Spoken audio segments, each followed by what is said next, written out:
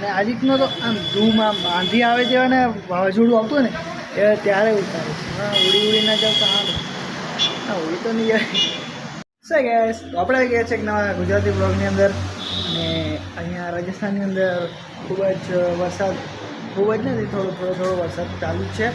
તો મજા આવી જાય છે અહીંયા વરસાદની અંદર થોડી ઘણી,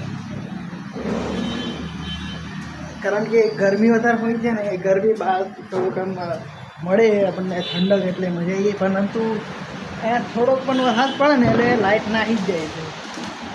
અહીંયા મસ્ત પવન બી આવે છે, ઠંડો ઝીણા થોડા ચાલે છે. મસ્ત પીપળો છે, પીપળો છે. આપણે હનુમાન દાદાનું મંદિર પણ છે અહીંયા તમને દેખાતું હશે. થોડુંક મસ્જિદ ટાઈપ લાગે છે, પણ અહીંયા એવું જ બનાવેલું છે. હનુમાન દાદાનું મંદિર છે. અને આપણે આ તો અહીંયા ખાલી એક જ વૃક્ષ દેખાય છે, લીલું ઝાડ જેવું. આ બધું તોડેલું પડેલું છે. ઉપર હતું બધું પગથિયા બધું તોડી નાખેલું છે. ને હવે આપણે અહીંયા દીવા હરગાઈ દઈએ અંદર ભગવાનના.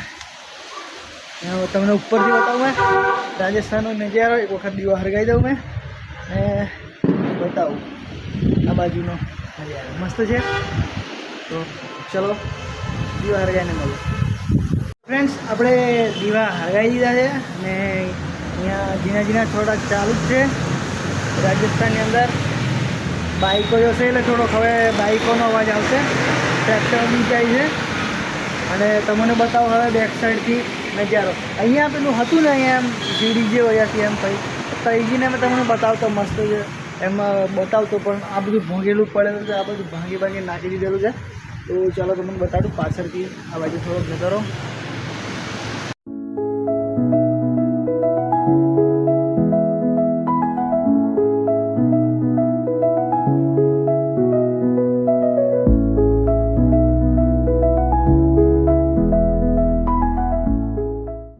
આવો જ કંઈક અહીંયાથી દેખાય છે નજારો.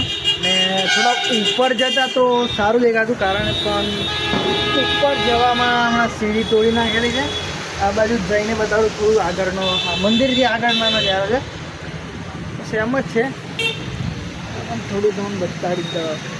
મસ્ત લાગે છે. આજે મોસમ મજા આવી જાય છે, કેમ કે રોજ ગરમી અને લાઇટ તો જતી જ રહે, આવતી જ નહીં. ચાર્જિંગ હોય થતું નહીં મોબાઈલમાં. ઇન્વર્ટરમાં મૂકી દઈએ છીએ એટલે સારું પડે. ઓફિસમાં છે ઇન્વર્ટર, એટલે હવે અહીંયાથી તમને બતાડું થોડુંક મંદિર પણ આમેથી એમ સારું લાગશે. આ બાજુ એમ ઝાડા છે, ઝાડા છે, પણ એમ ઘણા બધા ઓછા ઝાડા છે. 1 2 3 4 એમ કોઈક લાગે છે ગામમાં થોડો.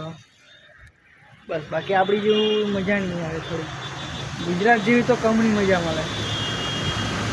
તો તમને બતાડો અમે પાછળ જવાથી કંઈક બરાબર કંઈક સારું હોય. પછી રોડ બતાવું, ગાડી બતાવું. હા, ચાલો પાછળનો નજારો બતાવો.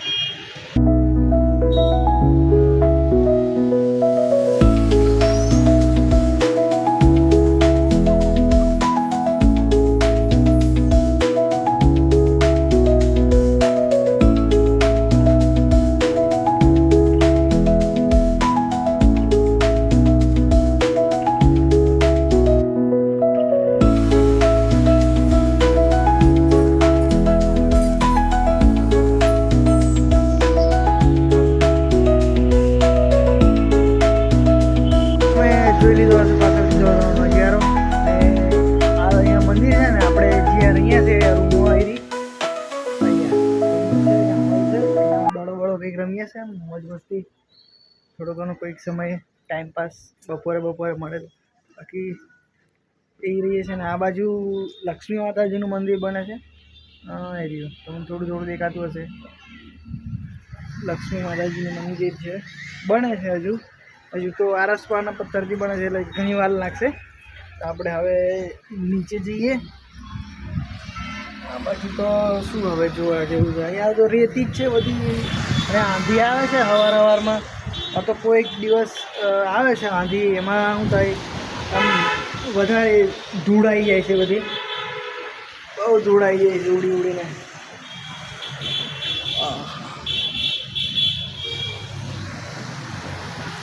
હવે મળીએ. તો આ મિની બ્લોગની અંદર તમને થોડી ઘણી મજા આવી હશે. હું મંદિર વિશે થોડી માહિતી આપી અને રાજસ્થાનનું થોડું ઘણું દુઃખ બતાવ્યું. તો આવો જ બીજો મિની બ્લોગ હું પાછો લાવીશ. અને આ રીતનો તો આમ ધૂમ આમ બાંધી આવે તેવા ને વાવાઝોડું આવતું ને એ ત્યારે ઉતારીશ. હા, ઉડી ના જાવ તો હા ઉડી તો નહીં જાય, વાંધો નહીં. તો ચાલો મળીએ એક નવા બીજા બ્લોગની અંદર, મિની બ્લોગની અંદર. નવા મિની બ્લોગની અંદર.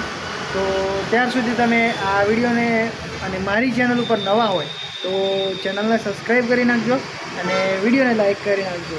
અને કોઈ દિવસ ઓછી આવે છે તો મળીએ એક બીજા નવા બ્લોગની અંદર. ત્યાર સુધી બાય બાય.